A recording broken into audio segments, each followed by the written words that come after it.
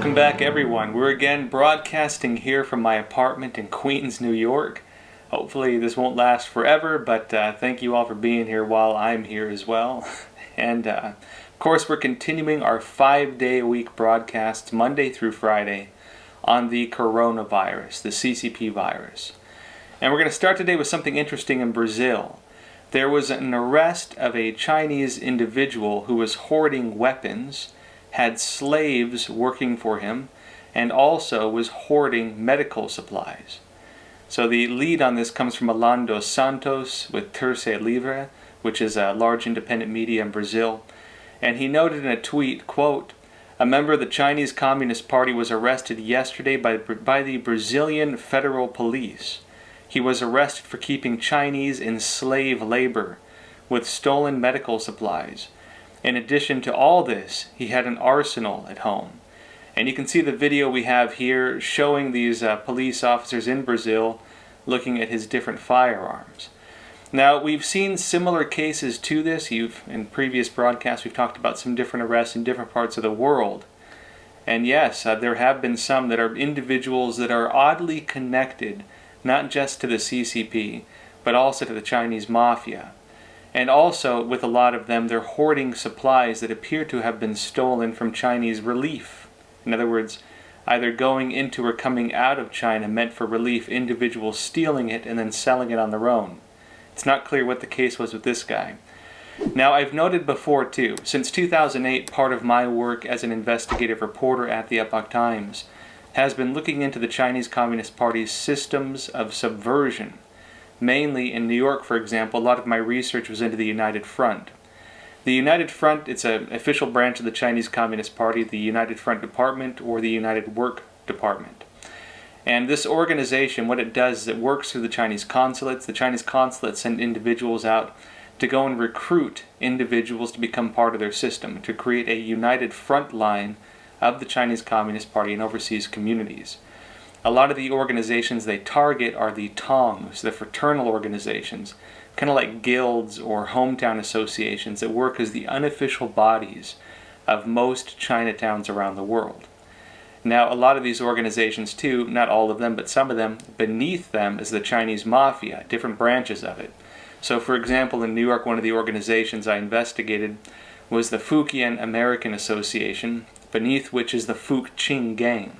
Fuq Qing Gang is one of the largest transnational organized crime groups in the world. Human traffickers, drug traffickers, you name it.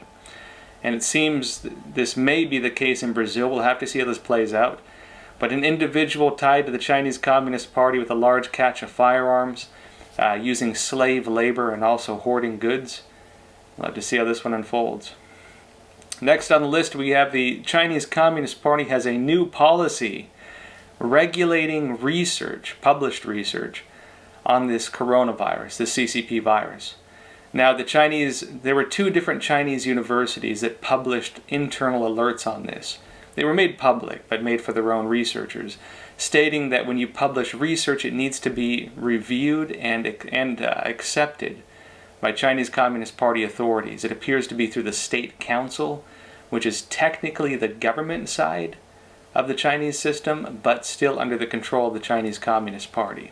Now, both of these posts have since been deleted, but we have the archive links still available.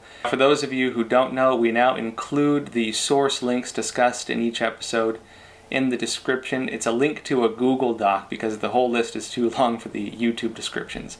So if you want to find the links to those archives, we do have them there.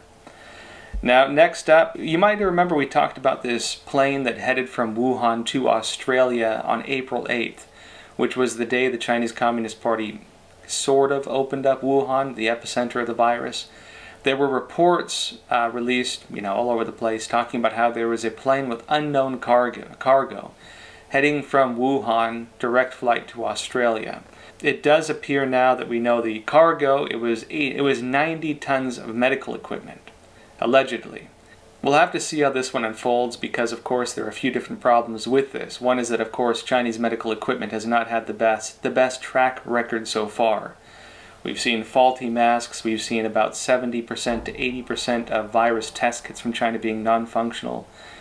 We've seen videos, for example, in different parts of the world where hospital workers are getting medical garbs that fall apart basically when you put them on. They're showing them just coming to shreds. We'll have to see how this goes. And of course, that's putting a lot of people's lives at risk because medical workers are getting deliveries of these supplies, usually through government money, and the supplies are not working, which means the medical workers need to go without proper protection during at least a bit of time. In addition to that, we also saw other cases, one of which in the UK, there were reports that virus test kits being sent from China were infected with the virus. Now, it's important to note the company that, of course, did those shipments was a Western company, not a Chinese company, but their test kits were coming from Chinese facilities. Actually, in the next episode, I might do something more in-depth explaining that, because it took a lot of research to prove it, and I haven't seen any media really putting that whole picture together, what actually happened. So we'll see if we get to that maybe in the next episode. Meanwhile, the Victims of Communism Memorial Foundation has added the Chinese Communist Party virus, the CCP virus, the dead from this, to the death toll of communism. And they're doing this on two grounds. One is the Chinese Communist Party's cover-up and continued cover-up of this. Actually, on their website, we have the link here. You can see some images of it. They have an entire timeline showing not just how the Chinese Communist Party lied, but also how the WHO echoed their lies, and what the truth was behind those lies, each step of the way. And these lies left the rest of the world unprepared as this virus spread.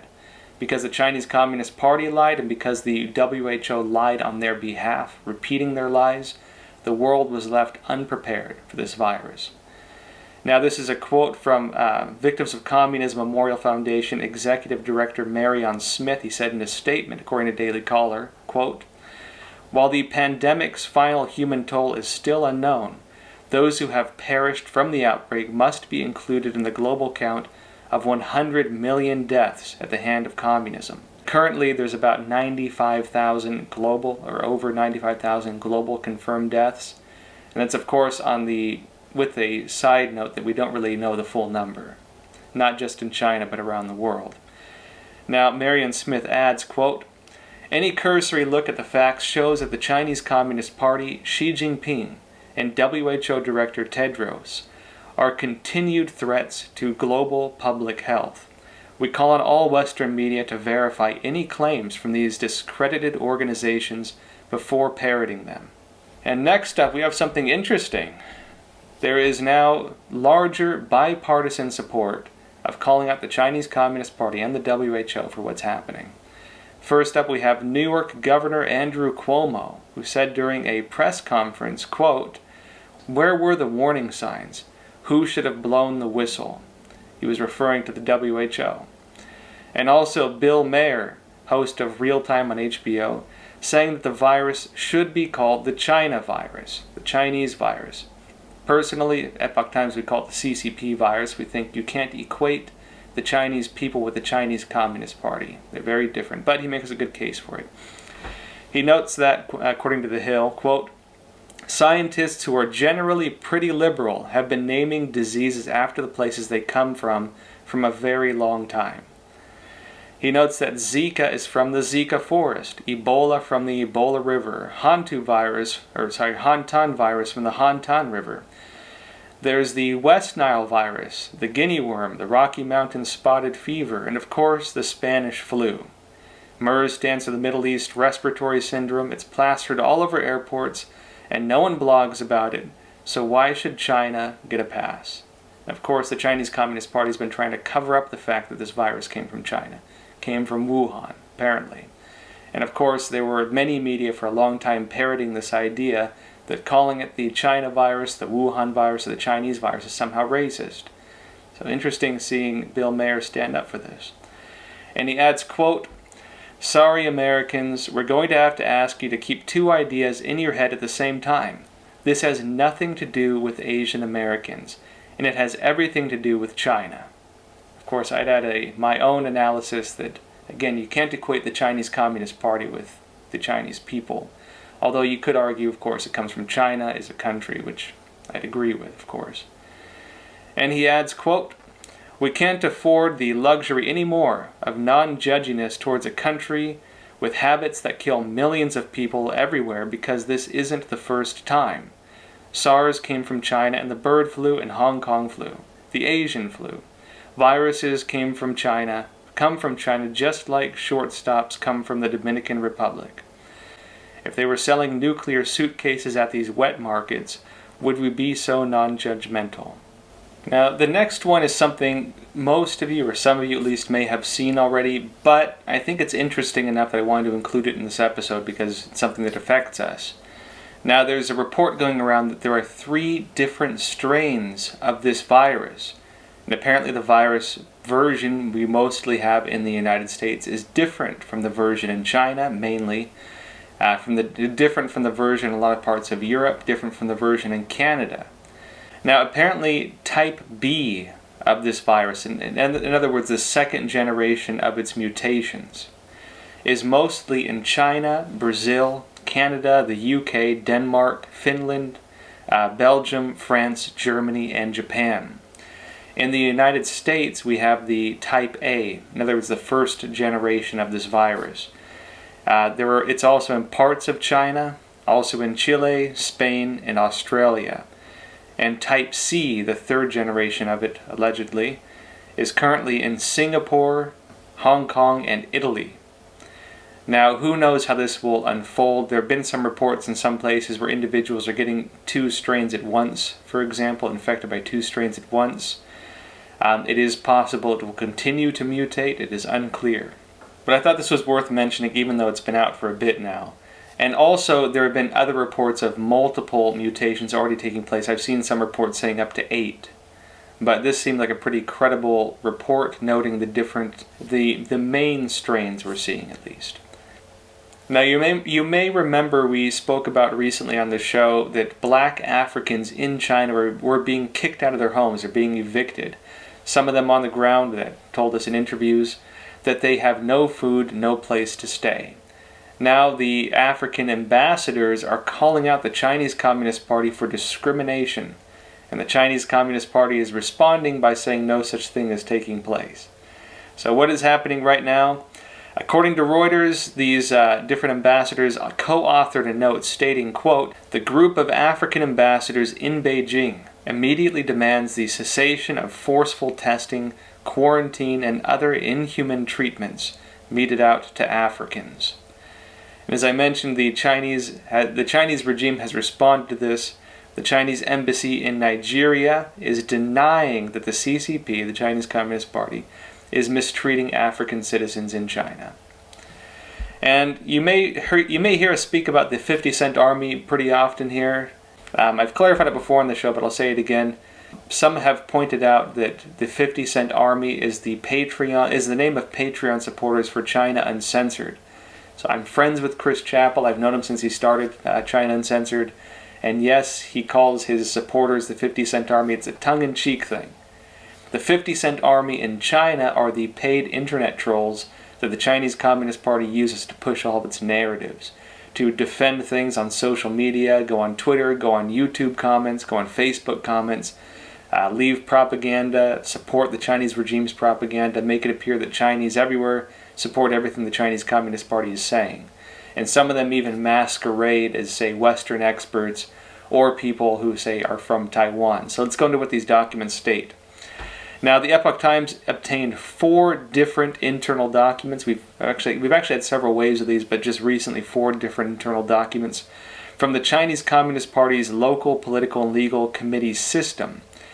And the article in Epoch Times states that this reveals that the CCP's Cyber Army uses the, quote, regular army, as we assume military, composed of a professional team of the political and legal system and township and town teams as the backbone.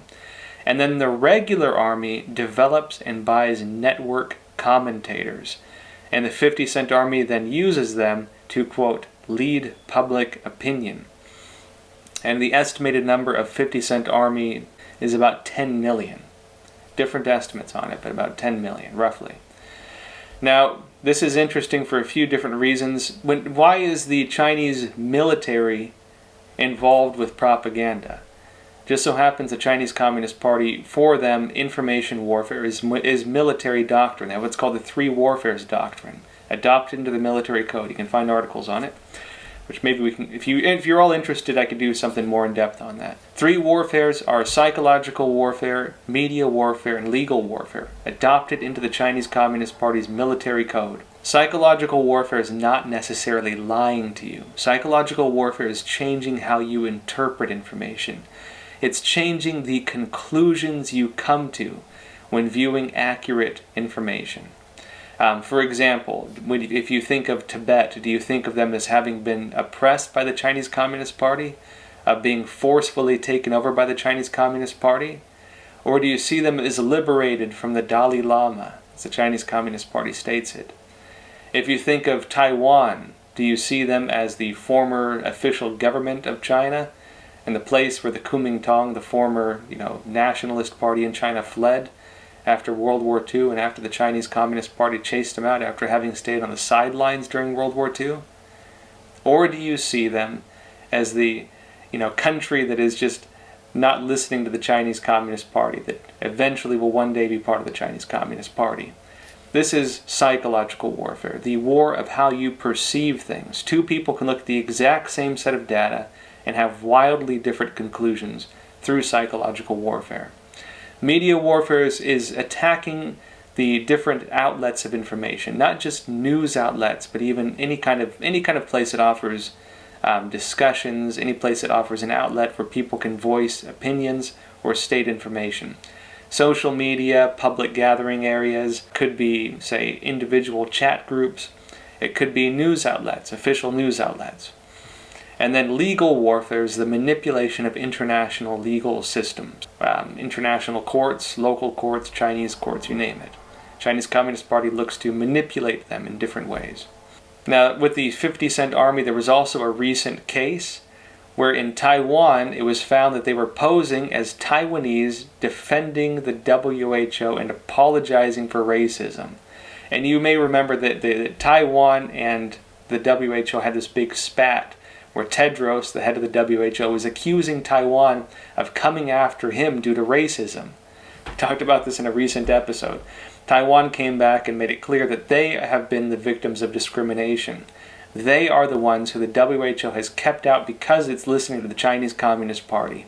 Because through the influence of the Chinese Communist Party, they do not want to legitimize Taiwan as a country on the international stage.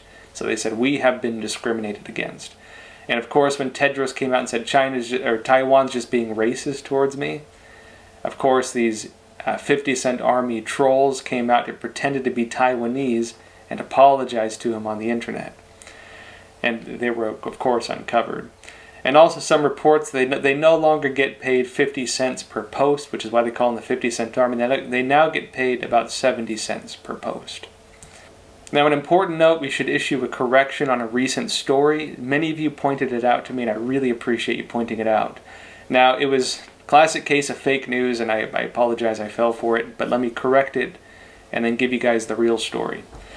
So you may have seen this article, I think just about every major network had it, stating that President Donald Trump pressured or threatened Modi, the president of India, into releasing the country's stores of this malaria drug that allegedly can treat this coronavirus, the CCP virus. Of course, hydroxychloroquine, which some of you pointed out I pronounced wrong before, so thank you all. So I got it right now, pretty sure. Okay, let's go into this whole thing and how this happened. We have a cut here of the actual press conference that they quoted Trump, and these media, just about every mainstream media, quoted him out of context. And actually, the only way I was able to go and verify, because some of you pointed out they got the story wrong, the only way I was able to verify it was by going to Indian media and seeing what they had to say about it, and they noted something very interesting. We'll run the clip, actually, of this press conference. You can all see what was actually said. Go ahead. Thank you, sir. Are you worried about retaliation to your decision to ban export of medical goods, like Indian Prime Minister Modi's decision to not export hydroxychloroquine to the United States and other countries? I don't like that decision. I didn't hear that was his decision. I know that he stopped it for other countries. I spoke to him yesterday. We had a very good talk, and we'll see whether or not that's his. I would be surprised if he would, because India does very well with the United States. For many years, they've been taking advantage of the United States on trade. So I would be surprised if that were his decision. He'd have to tell me that. I spoke to him Sunday morning, called him, and I said, we'd appreciate your allowing our supply to come out. If he doesn't allow it to come out, that would be okay. But, of course, there may be retaliation. Why wouldn't there be? Yeah, please. Thank you, Mr. President. Are you worried about retaliation to your decision to ban export of medical goods, like Indian Prime Minister Modi's decision to not export hydroxychloroquine to the United States and other countries? Now, Trump says he did not hear it was Modi's decision to ban the export of the drugs. Then he mentioned that he had a call with Modi, and then commented on whether he was worried about retaliation for the United States shipments, the United States not shipping medical goods to other countries. And this quote was taken out of context. Trump was saying that there will likely be retaliation. He wasn't referring to retaliating against Modi. He was saying that he expects retaliation against the United States from other countries because the United States is going to now restrict exports of some medical goods. Completely taken out of context. And I really appreciate you all clarifying that to me. Now, moving on, something interesting. Some of you pointed out, of course, the patient zero, the one we can actually trace. There may have been other patient zeros, but the one we know of in China of this Wuhan virus, the CCP virus, was on December 1st. But it appears that there were previous infections, and the Chinese Communist Party may have known about it. Now, one of the viewers, Mark Chenhall, sent an email or sent a message noting something interesting. He said, quote, "There has been debate as to whether the CCP virus was released accidentally or intentionally. The timing of November 2019 is interesting, since it was also the date for the CCP to announce to Guangdong residents to be told that instead of a park being built, they needed to build a large crematorium. South China Morning Post had a story on it for protests about it. So in other words, in November, the Chinese Communist Party told these citizens that instead of a park, they needed a large crematorium. Who knows, might not be a smoking gun, but let's move on. Now, other viewers noted that the Chinese Communist Party knew about the virus in November and signed the trade agreement in December. Because when it signed the U.S. trade agreement, it included a clause where they don't have to buy from the United States in the case of a pandemic. The Epoch Times actually had a special edition just recently going over this whole virus and included a timeline on it. And actually, yes, the first infection that we know of was on November 17. Now, the first documented official patient, December 1st. But the first one, the first that we can trace it to, was actually a 55-year-old man in Hubei province on November 17th. So it is very likely the Chinese Communist Party did know about this, at least in November.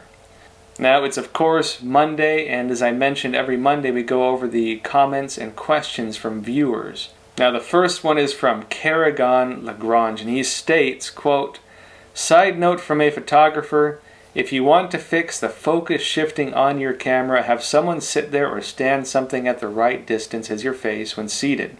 Set the focus and then shift the setting to manual focus. Hope that sorts it out." I really appreciate it. Hopefully you've noticed in this video, my camera is no longer changing focus constantly. I really apologize for all of you. Thank you for tolerating me. I'm again filming at home, so I don't have a crew while I'm filming at home, and my video editors will very much thank you for teaching me how to do this, because they've been trying to teach me how to do it, and I apologize. Next up, we have Bumgartner Michael. It says, "Please translate your investigation in other languages like French, Spanish, German, and Italian." Of course, referring to the investigative documentary we put together. Actually, you can find it on this show in our video section, which is tracing the origins of this Wuhan virus. We do have translations underway currently into just most languages. We'll have it in many, many languages, including Spanish. Actually, we might already have Spanish. And many, many others are in the works right now. So stick around for that. Now, next up, we have a question from Rick Rude. He said, "Bro, let's get Canada in the conversation next time. Don't we count?" You're right, actually. I haven't been covering much on Canada lately, but I could do a whole lot on it. As I've mentioned before, since 2008, a lot of my investigative work has been looking into the Chinese Communist Party's front operations. And it just so happens that these have been deeply exposed in Australia and in Canada. And actually the Canadian staff of the Epoch Times have been doing a great job uncovering a lot of this as well.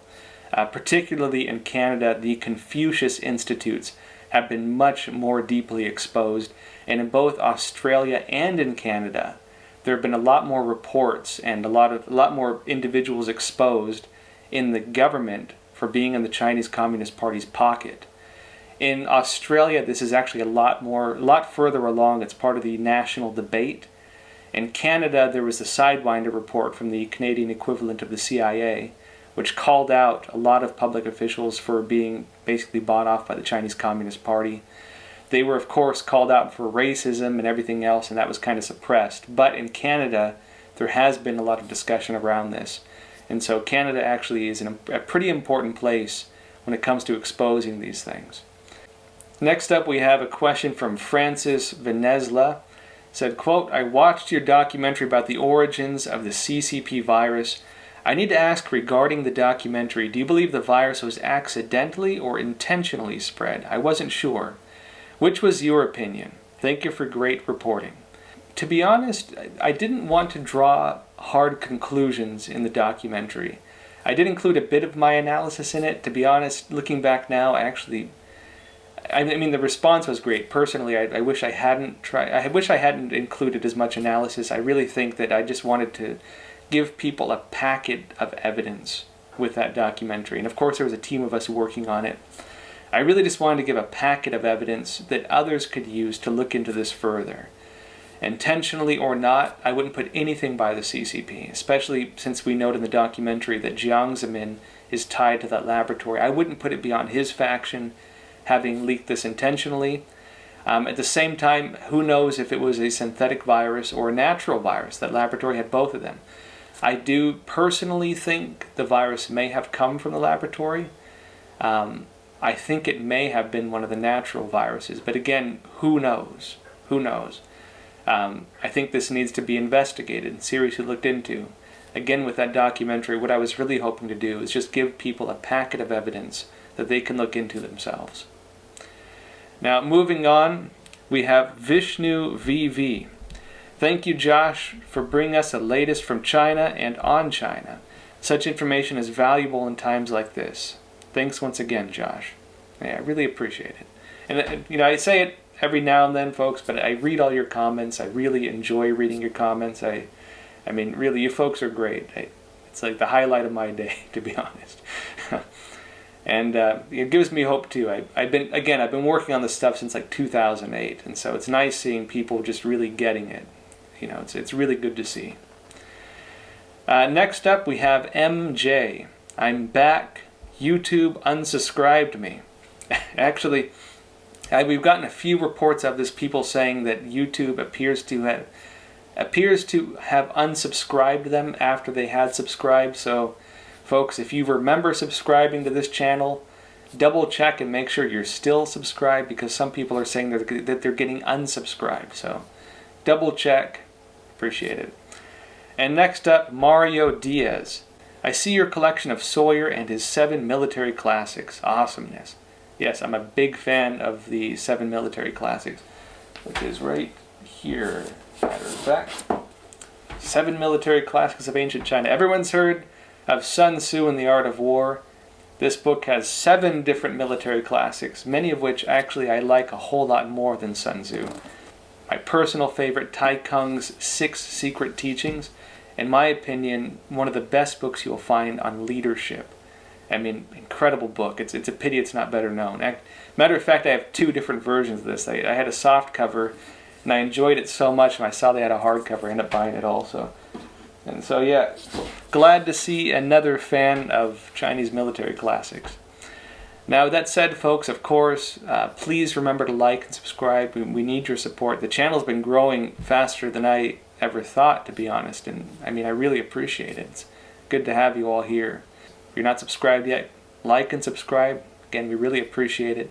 Also, click the notification bell if you haven't. If you're on YouTube, you'll get alerts when our new videos are up. And again, if you have questions or comments, leave them in the comment section every Monday. We'll be going over some of them here. We're going to be broadcasting Monday through Friday, 5 days a week, talking for now at least about this coronavirus, the CCP virus. So be sure to tune in. That said, we'll see you next time.